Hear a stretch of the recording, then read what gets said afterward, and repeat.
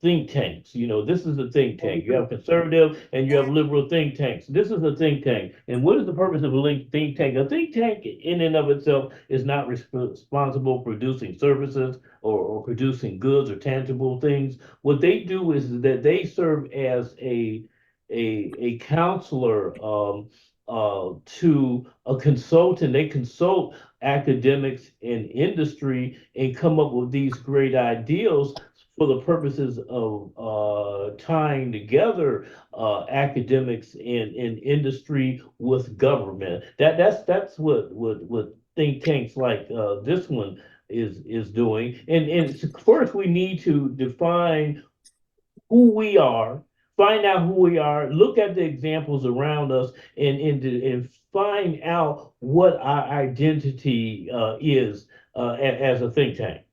Okay. Can Yes. I make a comment? Can I make a comment? Let me just say this, Obi, before you make your comment.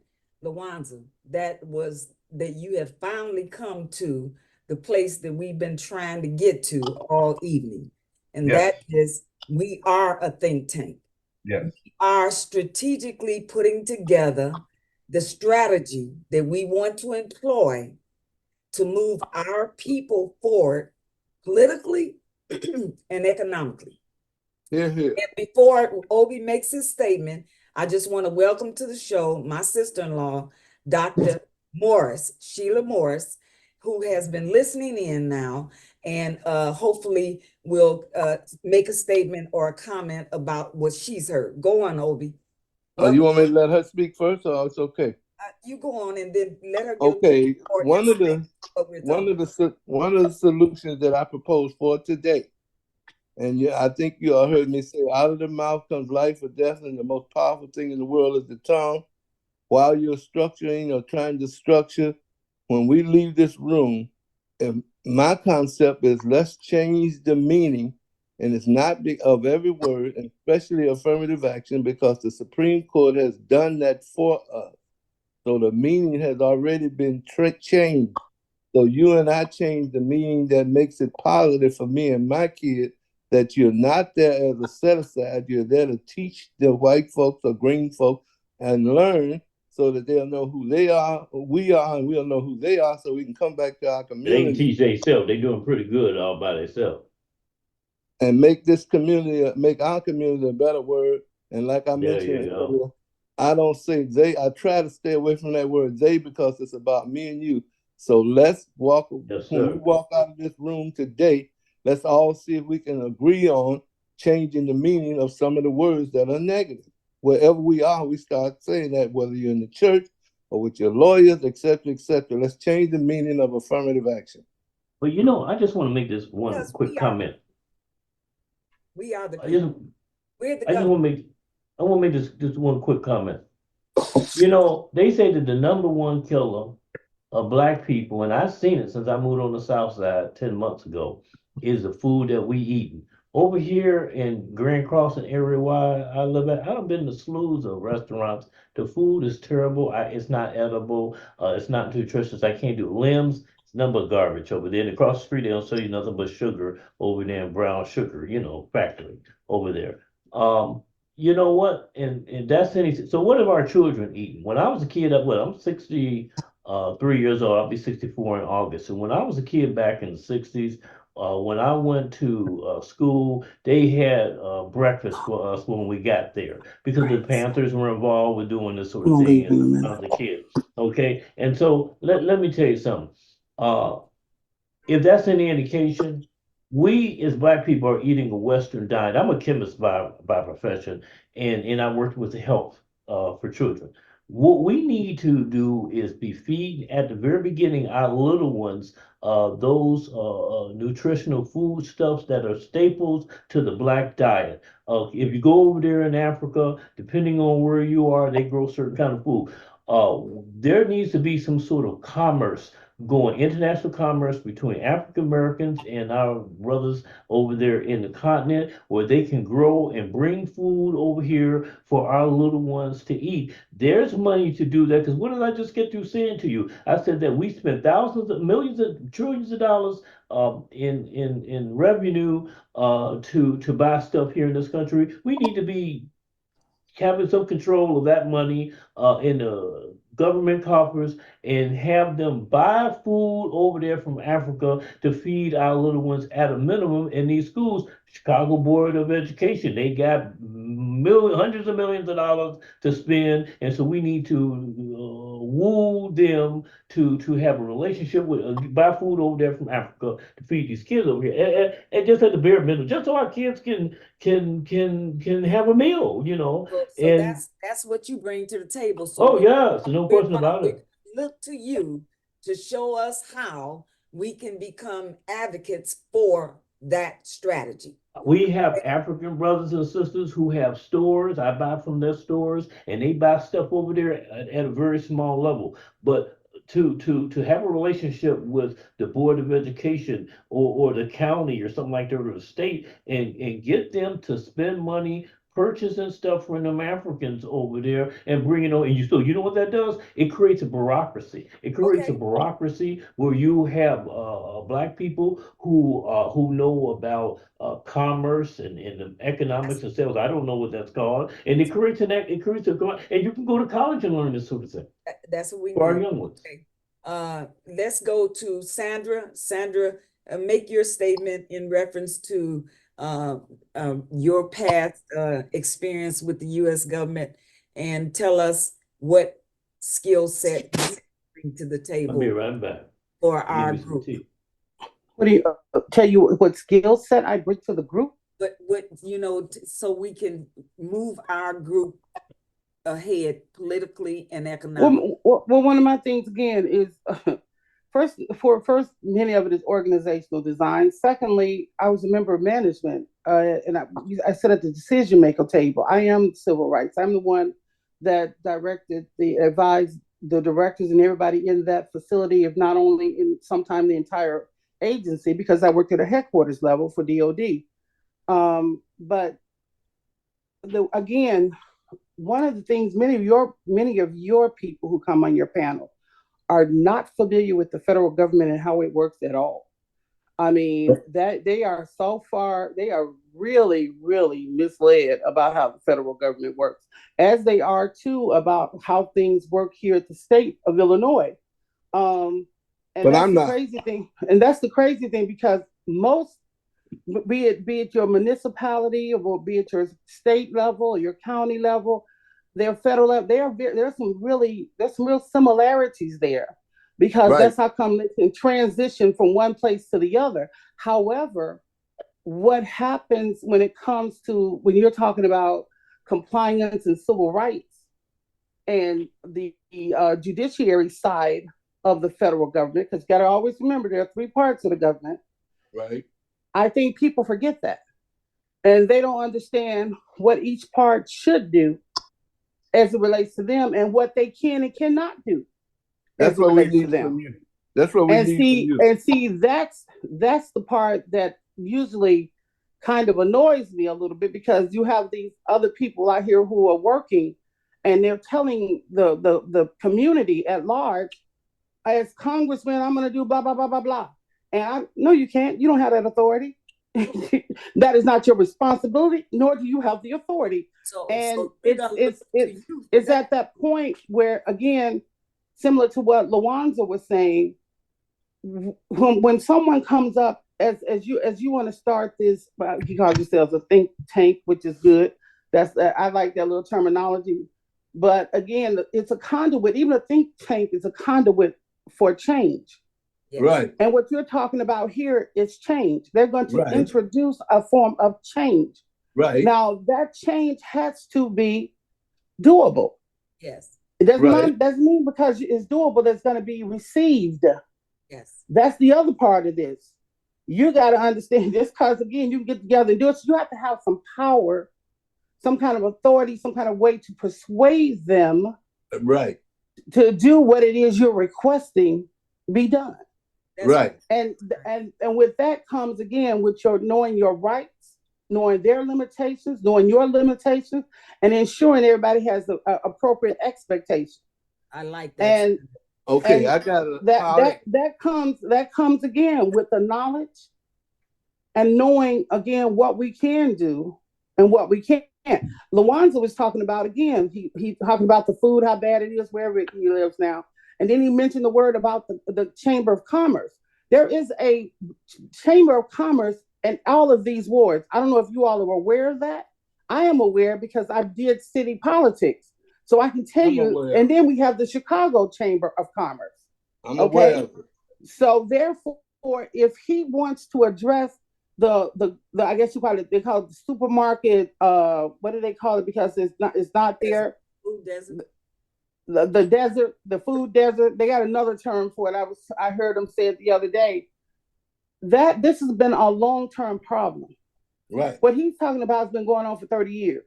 More. So to be a resident of the Chicago and not be aware of that, that's kind of sad, because again, one of the biggest people we support, Jules, also helped create this problem.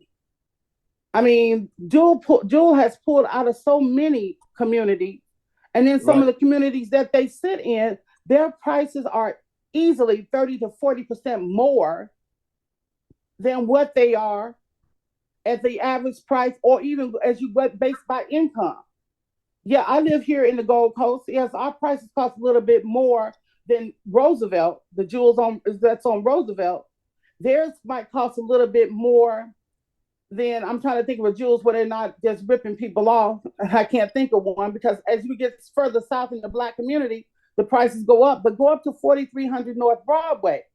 Go up that way, there's a jewels. You'll see those prices are less, and they are aligned also with the income level of the community. And Wanda, you and I sat at a meeting when they first brought Whole Foods here. Remember, we were at right there at that bank across the street, and how they lied about the income of Inglewood. Remember, they sit there and said the average household in Inglewood at that time was bringing in 55 to 65,000. And as you know, that was shortly after Wanda White had died. That's what I can remember the day. I can't remember the exact day, but she had just died, and this meeting was already set up. And you know, Wanda White's been dead a very long time. And we sat there and heard that lie. And we told them that was a lie. You're right. And then when the meeting ended, the person who put it on for planning and development was there. I think Roman was still at planning and development at that time. Rhonda was sitting there. She was there. They let us know they knew it was a lie. Yeah. They knew it was wrong. And that's what they used in order to justify putting Whole Foods over there on 63rd and Halsted. Can I ask a question? Yes, Obi. Ask her. Can I ask, what's her Obi, name? I'm gonna let you ask the question, Sandra. Answer the question. Then I want to. I can't hear him. Okay, say it. I didn't hear the question. Sandra. Uh-huh. Everything that you said in reference to having relationships and knowing how to maneuver through the government, I know how. And the reason I know how is because I've been through that process. I was with SBA, I've dealt with the Department of Defense. I get the states wrong, but I've been to Philadelphia or Pittsburgh or wherever the headquarters is at the Department of Defense. What's your question? No, I'm doing, can I do me? I'll let you do you. So what happened? Don't start arguing. No, I'm trying to get to Sandra. Sandra, what lane, because of your expertise, what lane, because I'm not trying to do, pardon my vernacular, a pissing contest. What lane are you good at that can help the other two gentlemen do what they do and I do what I do? But the one thing that we're pushing, whatever the rules and regs are on the federal, state, and local, can be changed. And you and I, based on the fact of our population and our dollars, we got to start changing the message. It's going to take a little time, but they said impossible only takes a little time. So we have got to change the message that benefits us and not buy into nobody else's message. Because our economic prowess, we're on the bottom. So my conversation constantly is how do we fix it? And I got one suggestion. Somebody else that's in another lane, hopefully they got a suggestion on how we can move forward. But some of us know how to do the government. Some of you worked in the government, so you know better than me. But in the meantime, I can have an intelligent conversation with you about the government. So how do we move the rules? Now, when I say that, I personally went to some of my congressmen and had the rules changed. So I know it can be changed. But in the meantime, let's figure out in your lane how we do what we need to do or what need to be done to make it better for my culture. And it responds, Sandra. And I have no problem with that. Like Wanda will tell you, I've been available, and so many of the politicians around here will tell you that they have called me and I've been available to answer what they want to answer and to do what I can do based on my knowledge and level of expertise and availability. But I have no problem with that. I really don't. All right. I'd like to again welcome my sister-in-law to the show. Sheila, have you heard enough to garner some kind of an opinion about how we can economically and politically structure some strategies to help our people work with the politicians that we elect? Control them, shit. That work well, I'm control them. And to help them realize that we know they work for us. You know what the senator told us, me, Travis, and another, the Speaker of the House told us that if we want any kind of change making, me and Travis said, we gonna make your ass. All right then. So now, Sheila, how would you summarize what you, having had the experience as a principal? She's been a principal of the Chicago public school system. How can we use that system or a system similar to that to move our people forward politically and economically? Just your Okay, well, first of all, good evening to each of you. I came in, I have not been on long, so I've only been on maybe about 10 minutes, 10 or 15 minutes. So, and I apologize because my sister-in-law, well, my sister-in-law, Wanda, is such an awesome woman, and she's invited my husband and myself so many times, and the times just didn't line up. So I want to do better with being engaged. But I like to be engaged at the beginning so I can know. But I did hear some bits and pieces and just very impressed on Miss Sandra and the other two gentlemen that were talking. But as a former principal of Chicago Public Schools, and education is so dear to me and still dear to me at the center of my heart, I do know that the alderman in our community, actually, he lived on the same block as the school, and I taught his daughter many years ago. But just trying to make sure that we held him accountable. He was at meetings, at our LSC meetings, PTO meetings, and just talking to him and making sure that if he promised some things, I held him to it. For example, a lot of the schools on the north side and some of the areas that were, considered the areas to live in, they had new playgrounds, new schools, new everything. Our school did not have a new playground, and a lot of the individuals was coming to the community in the evenings and tearing up things, and I held him accountable. I did. He promised me in, let's see, was it 2000? It was 2017 that he was going to build a new playground. He got some monies and funds from some of the representatives. They sent me the letter, never got it. Then COVID happened. I stayed on him. I retired in 21, but continued to stay on him, even though I wasn't principal. Well, thanks be to God, he invited me and the new principal, which was my former assistant principal, back to the school last summer, and that new playground was built. But if you don't, and I was so grateful, it's state of the art. It's on Scholastic Academy on 82nd and why am I going blank with? I should know, the 8247 South Christiana, and so which is near Kedzie.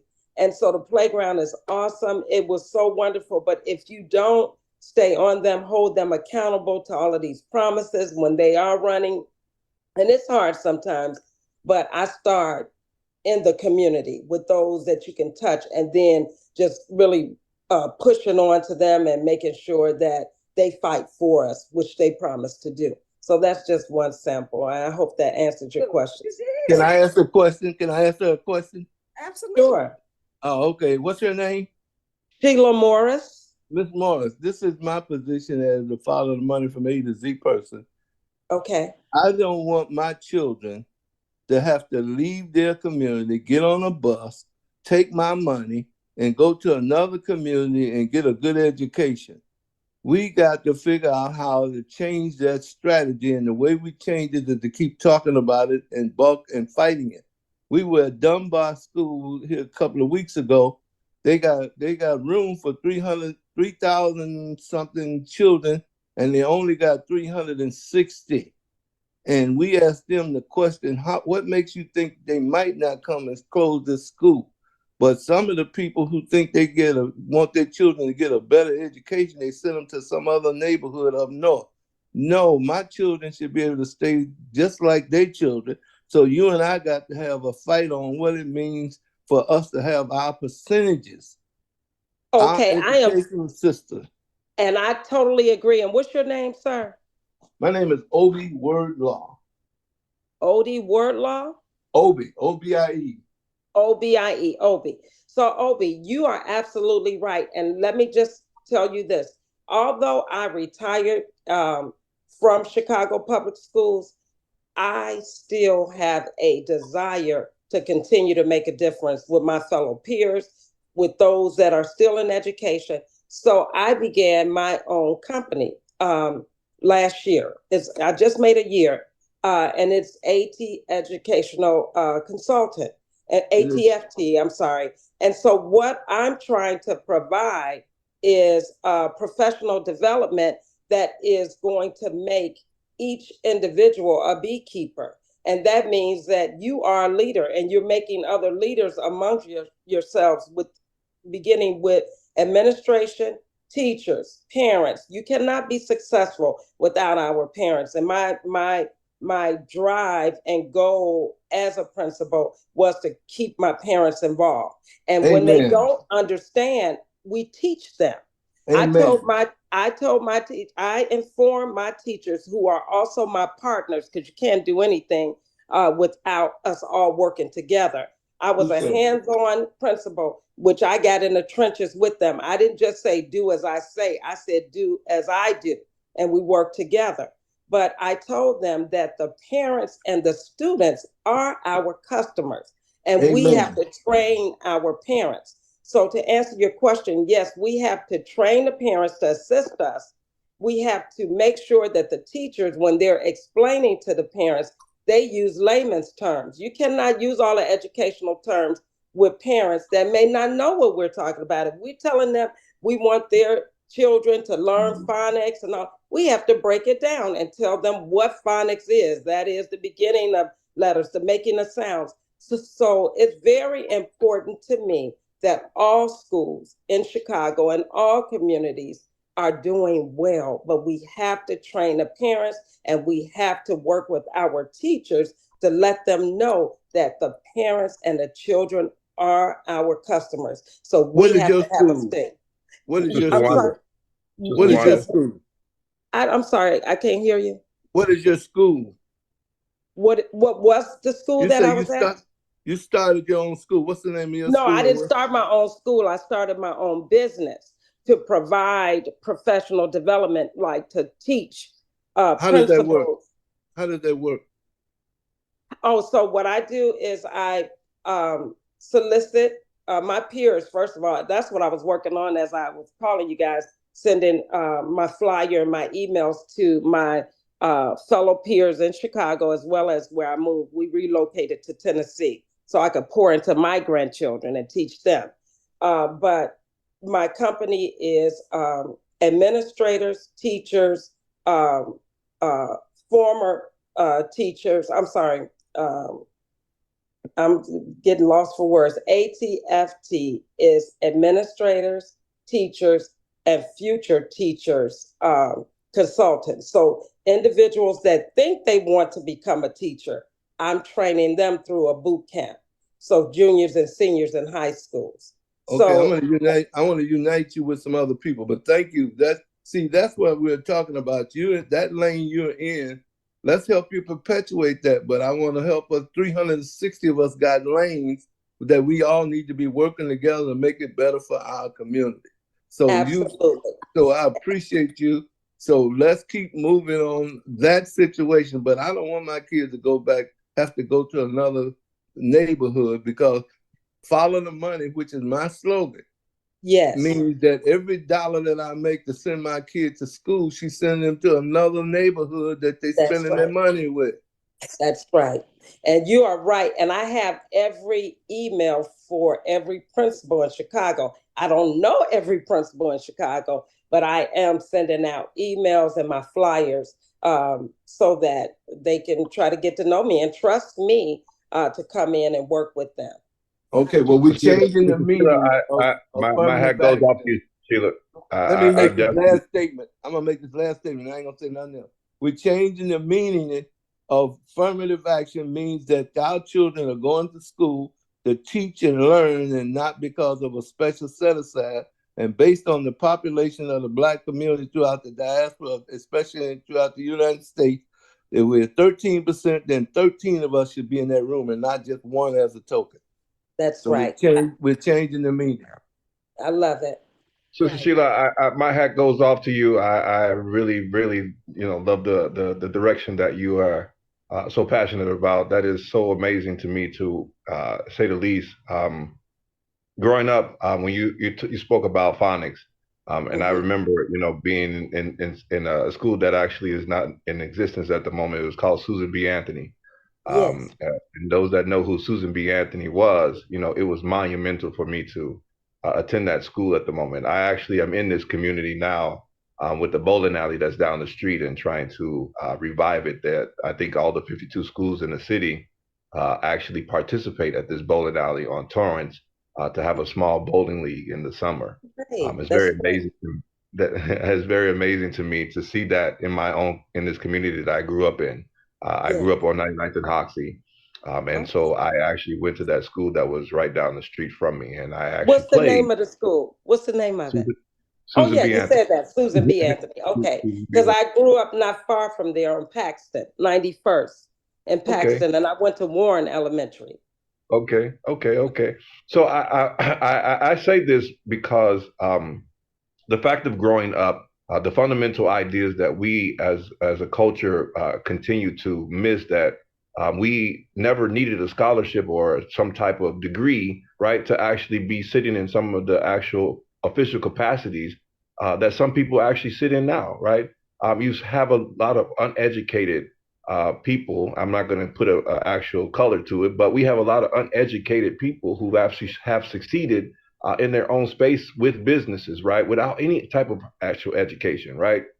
And so to see the actual aspiration of a principal, or in the capacity as a doctor, to teach other people to do that, you and Sister Wanda, my hat goes off to the two of you together in that capacity. Now, what I would hope to want to see is that we could be able to actually facilitate actually building, right, to build our own schools, to actually have a space for our own schools, that we actually say we are not going to actually stand for the system, because you guys know the system. You guys see that we actually, and I've said this before, we pay all these teachers, they pick it and they turn around, and then there are no resources in the school. What are we paying all these teachers for in the school, and then there are no resources for them to actually have, or for them to actually be, using, right, for the children, right? We don't have, like you said, you didn't have a park. You didn't have a park for your kids to play in, right? This is what those resources should have been for.